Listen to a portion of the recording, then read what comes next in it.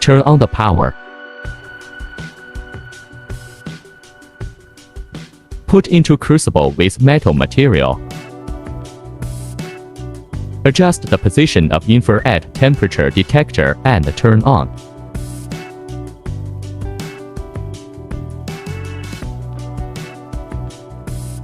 Heat on and adjust the power.